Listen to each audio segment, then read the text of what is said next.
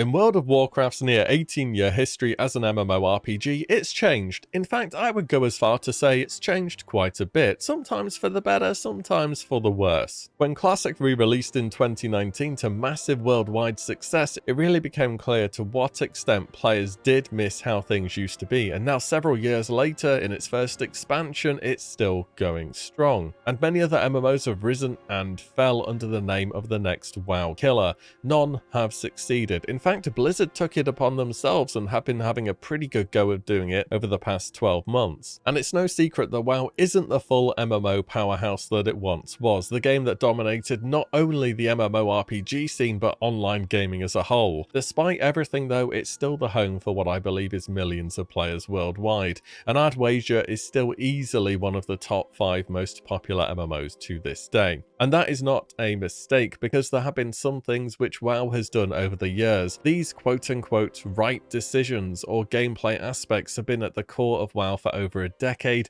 and are no doubt some of the features that make it such a compelling world to be a part of. Obligatory mention, this is very much subjective of how I see the game, and these are my thoughts as a player since late vanilla. Also, some of these things on the list have changed over the years in how they are achieved, but I think the idea behind them remains. Okay then, let's start it as I mean to go on with something that I think people are either going to love or hate. The ways Blizzard leaves the game open for players to customize extremely heavily through add-ons and macros. A robust and simple macro system can just achieve so much, from lining up your cooldowns, queuing abilities, equipping your sword and board with a push of one key, to mouse overs for healers or focus kicks for PvPers. It opens up an extra layer of convenience for players to find solutions to in-game problems that they may have. And when you find out about macros and how deep they can go, it's kind of crazy. You can use macros, or I suppose in this case commands, to check whether or not you've completed a quest. You can play in-game boss sounds or speeches. Energy.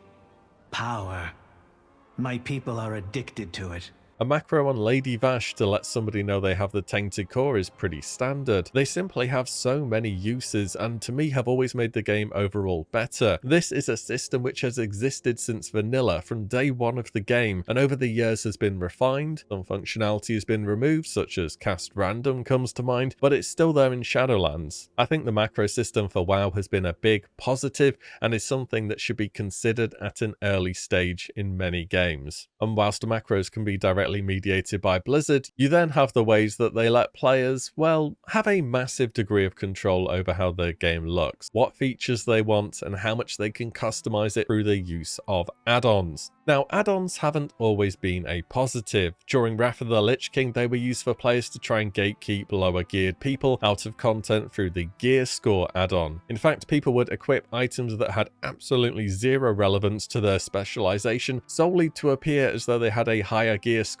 aka better gear. During Classic, a player accepted a custom weak aura, which when they went to open their mail, instantly sent their entire cash stack to another player, which was 30,000 gold of legitimately farmed money. Some would say add-ons hold your hand too much, that they've made raiding easy. DBM or Deadly Boss mods definitely makes it much easier to predict when mechanics will happen, and who will deal with them and how. Recount and details have allowed players to directly track and monitor and analyze performance. Who is doing the most damage? When did people die in a fight? What from? Was it lack of heals? Did they stand in the fire? Was it something else? Everything can and will be measured. Some people don't like that aspect of add-ons, but in return, they can offer so much else. They made the auction house not completely terrible up to the point when it was finally worked in BFA. They make it so if you don't like your UI, you can completely change it to something you find much more palatable, or maybe something completely terrible. And they have over time become much easier to get hold of, keep track of, and to update too. And just like macros, they have always been about. And I think Blizzard leaving it in the players' hands for the most part has been something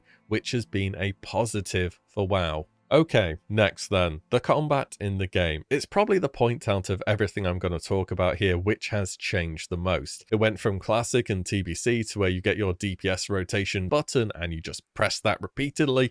Warlock player here speaking from experience. In Cataclysm and Mists of Pandaria, things gradually became a bit more complicated as we integrated the idea of haste breakpoints and snapshotting. In Warlords of Draenor, those were removed and damage updated dynamically, and then in Legion and onwards, Blizzard have added added systems upon top of systems to mix and try and spice things up. But it's not just the feel of the combat or the responsiveness that WoW has always had, it's the style, how the combat is delivered. Many MMOs have tried to sort to differ themselves to WoW by offering a new style of combat. And no, we're not going to devolve this into action versus tab, which is better, that's purely subjective. And I've heard plenty of time that tab is just a relic of the past of a combat system. It only made sense because of technical limitations and that action is the future. Maybe it is, and there are certainly many new games, especially MMOs, offering action instead of tab, but WoW has always been the standard in what to expect from a tab combat system, and I think it's played a part in its success, partly due to the visual feedback of actions, the no delay, the sound effects, but mainly it's just much less intensive in many settings. For example, one of the problems that WildStar had as a game was how draining the raid content was when you had to be 100% switched on all of the time. Fights would have randomized telegraphs which you had to dodge. This leads to, in my opinion, an issue that can be found in high-end content in a lot of action combat games. It always seems to boil down to, can you press spacebar at the right time or you're going to get one shot. I've raided personally at all levels in WoW, and sometimes even on the hardest fights you just don't get any mechanics that target you personally. Again, this is going to be a personal preference here, but I feel that WoW having taken and stuck to tab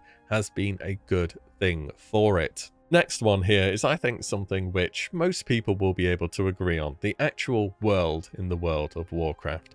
The sound design, the art direction, cinematics, cutscenes, and so on. Even at the time when World of Warcraft released, it frankly just looked a lot better than other fantasy worlds which were available at the time, and I'd say we can all list some of the best zones from each expansion in our own experiences. And even if the expansion itself was a bit of a flop, I mean, Warlords of Draenor gave us Frostfire Ridge, Battle for Azeroth gave us Drustvar, and so on. Warlords of Draenor also had some of the best overall cinematics we've ever seen come out of an expansion. How many people do you think that initial cutscene with Garrosh got to press the resubscribe button? That, along the Warbringer series to introduce each of the Warlords of Draenor itself. We've gone from the deserts of Uldum to an entire underwater zone in Vashj'ir to the center of the world in Deepholm, and that was just the Cataclysm. And I always used to play with all the in-game sounds on too, because the internet was so bad you couldn't stream anything else without it lagging the game. So I got used to some of my favourite zones, not only in appearance, but in their soundtrack too. Always been a bit of a Night Elf music enjoyer personally. Though expansions are good or bad, the look and sound of WoW has remained a consistent staying point throughout. Next up, PvE. Instance PvE, dungeons, raids, scenario, mythic plus, challenge mode, 5-man, 10-man, 25-man, mythic, heroic, LFR, and well, you get the idea, there's a lot of it. And it's changed quite a bit throughout the history of the game, specifically leaning towards creating several entry points for players to get involved with World of Warcraft's PvE content. And for a game called Warcraft, many people play it for the PvE content instead, and the majority of the time they've been enjoyable. Sure, we all have that one dungeon we hate, or that one raid fight where you just get an annoying mechanic. It's not just what's in the raids boss-wise, but how well over the years Blizzard has adapted to creating a challenge for the top-end players, to the point where they can barely squeeze a kill with a perfectly optimized raid, all the way down to having normal modes where players can learn the ropes for the content. And LFR, though even Blizzard themselves have reflected on it, saying it was probably a mistake and not well implemented, is used by many players to follow along the story of the current expansion. Whilst the hurdles required to get into raids and maintain a character have gotten a bit excessive under the weight of numerous systems, what lies within those instances has remained a strong point for WoW from the very start. And finally, making the old content relevant. Okay, this one is a bit more of a recent thing, I'll give you that, and it has also changed a whole bunch in meaning over the years. In vanilla, older content was kept relevant because of how gearing worked. The same in TBC, largely, in fact. Many powerful items dropped from the earlier raids that even later on were difficult to replace, or that ended up being badges which you could later spend on gear as well. This sort of changed in Wrath of the Lich King, where each new patch became a bit of a soft reset for gear, where the new stuff was almost just always better, on top of there being badges as well. It was also in Wrath of the Lich King that achievements came into the game, giving players a reason to actually want to go back and do older content again to collect mounts or pets or whatever it may be. The Cataclysm would bring along the transmog system on top of this, allowing your character to take on the appearance of any armor set. The demand to do old content was really starting to become attractive. In later expansions, Blizzard would purposefully label content that was old as legacy, disabling tier sets and giving players massive buffs, whilst also removing mechanics that prevented soloing raids for the purposes of collection. And we all know how Blizzard loves to reuse an asset. Work smarter, not harder, right? Acts 40 in vanilla? Let's bring that back as 10 and 25 in Wrath the Lich King. They also redid Elixir in Wrath as well. The Molten Core Raid Anniversary event, time walking dungeons, giving players a chance to go back and see content that they may never have got the opportunity to have done. Blizzard has even done time walking raids. Sure, you could go back to those raids as a level cap player and just one-shot everything, but this gave you a bit of a better look at them and how they actually were without any of the progression, but still, it was something to experience. Well-remembered raids such as the Black Temple and Ulduar have featured on time walking. Features on top of features have been brought back from the past. The Mage Tower was welcomed back to Shadowlands with opened arms as a piece of content people enjoyed from Legion. The Brawl Arena from Mists of Pandaria has seen several iterations over the years, and I'm just going to throw it out there, Brawl Arena in Season 2 of Classic would totally fit the style of the game. Who doesn't want to laugh at other people getting one-shot by a penguin after all? What I'm saying is when the content is old and wouldn't see much use anymore, find a way to bring it back. MMORPGs have massive volumes of content spanning years and years. Burning everything once it's not current would be a huge waste. Now I will say Blizzard does not do a good job of doing this during a current expansion at all, and the content's current life cycle is very short, and this has been the case since Wrath the Lich King, I want to say. But overall, many players after having done the story and the main quests on the current expansion only play in the past content because there's just so much of it, and they have reasons to do so, and if it keeps people interested and engaged, well, I think that's a positive for the game, and one that it continues to do. That is it then, just 5 things, despite the drama, despite the passing of time, that I think Blizzard has done right with World of Warcraft, and some of the aspects which continue to ensure its widespread popularity as a game. Let me know your thoughts on everything, and how you think everything has changed over time, and whether these are spot on, or it's something else entirely that's keeping people going. As always, thank you all so much for watching and listening in, and I shall see you all in the next one very soon.